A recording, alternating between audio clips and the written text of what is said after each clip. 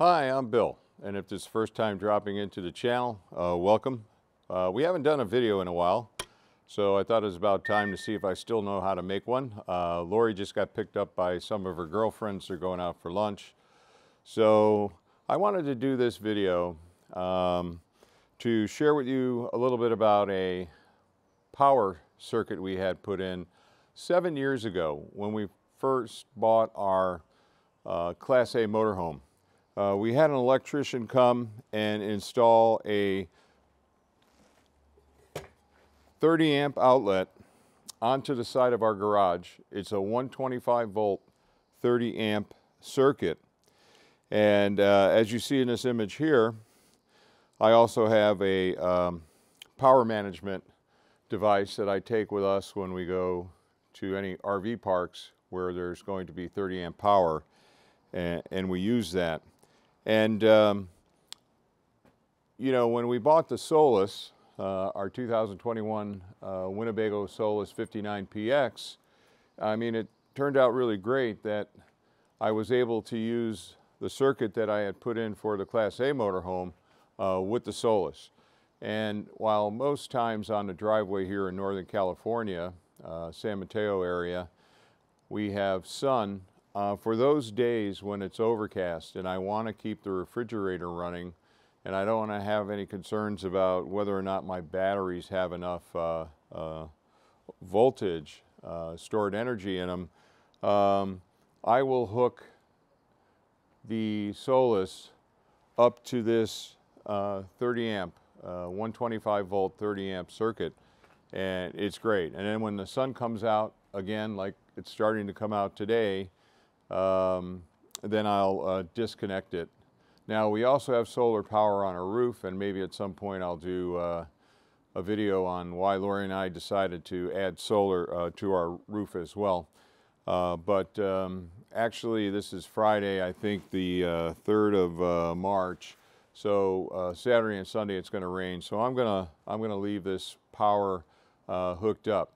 But I want to share with you a further advantage that we're getting right now with this 30 amp 125 volt circuit.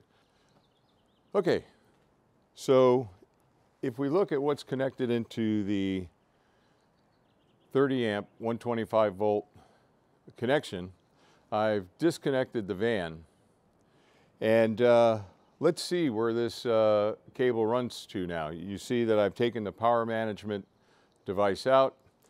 I do have a 30 amp capable extension cord, 25 feet long, plugged in, and let's see where that takes us. So let's go for a little walk, and we'll follow this cord.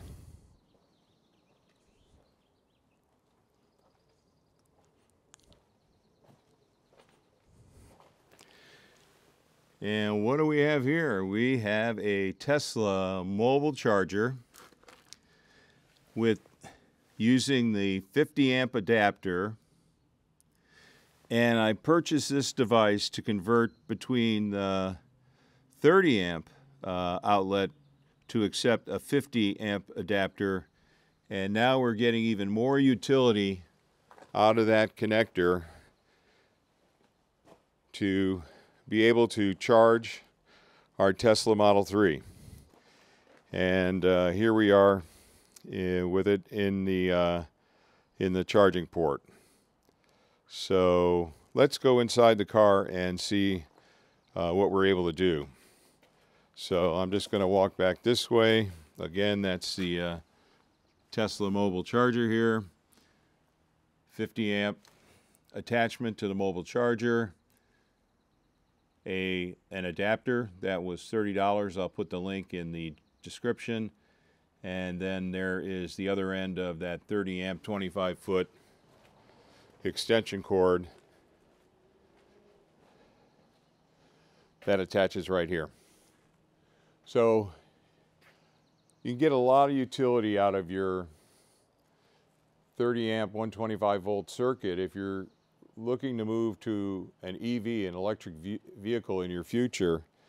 Be aware that that outlet may be of benefit to you in enabling you to charge your EV at a higher rate than just using a 110 outlet.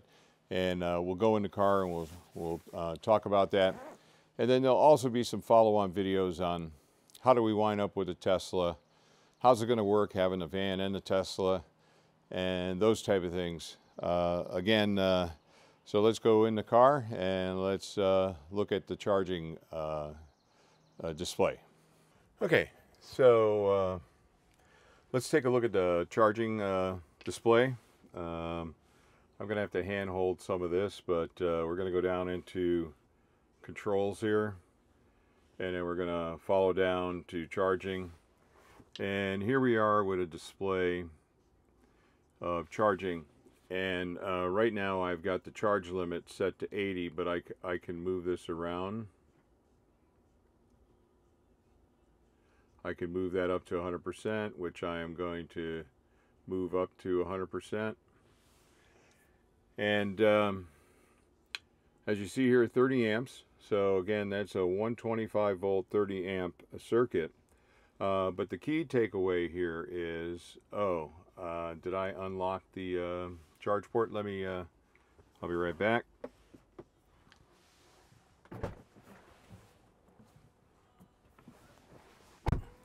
I think I inadvertently hit. Okay, here we go. So now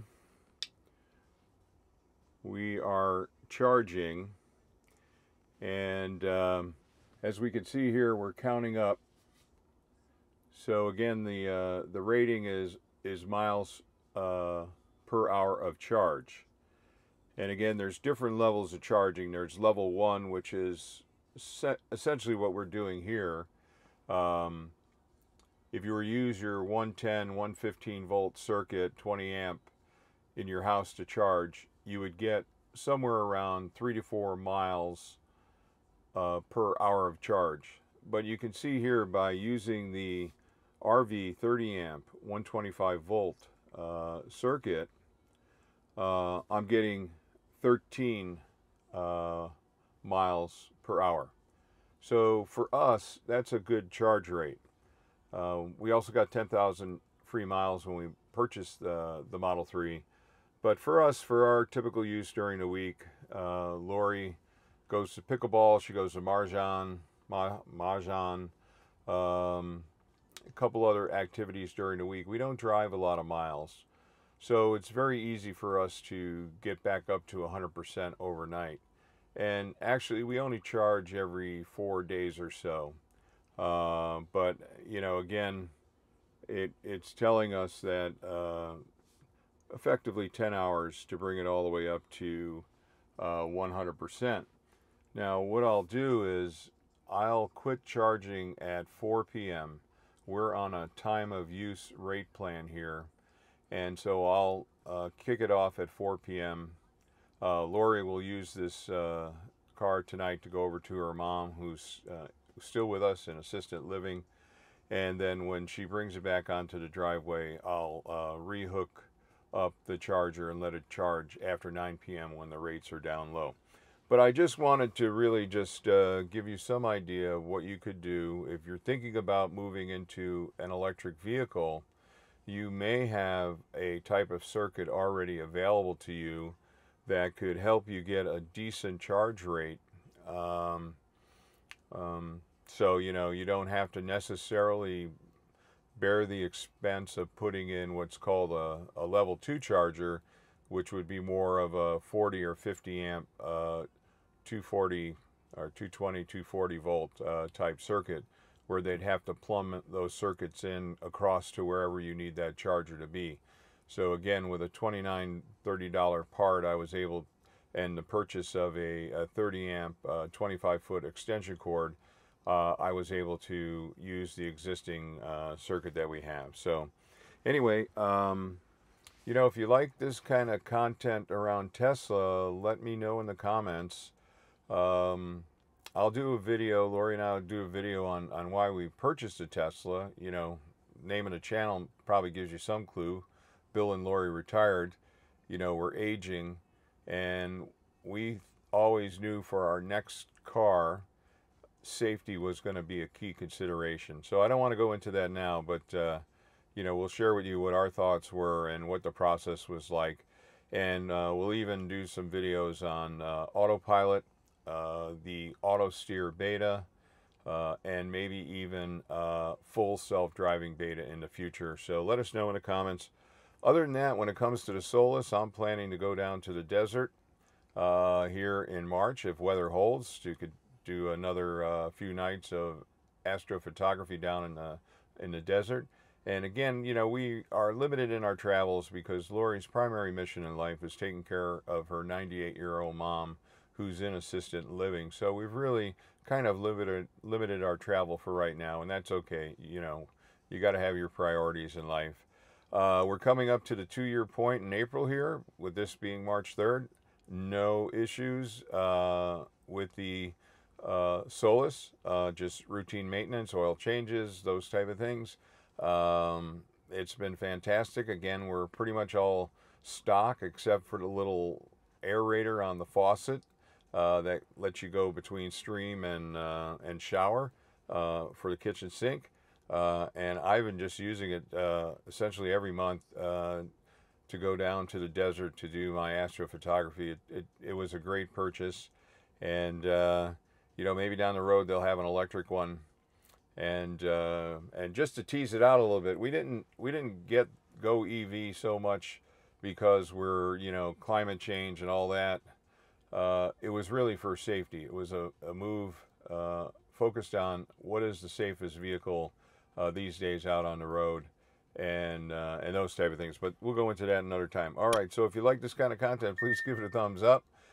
We've missed you. We're going to be back on a little bit more regular basis here as the weather starts to improve. Other than that, wherever you may be in the world, hope everything's going well for you. Other than that, till next time.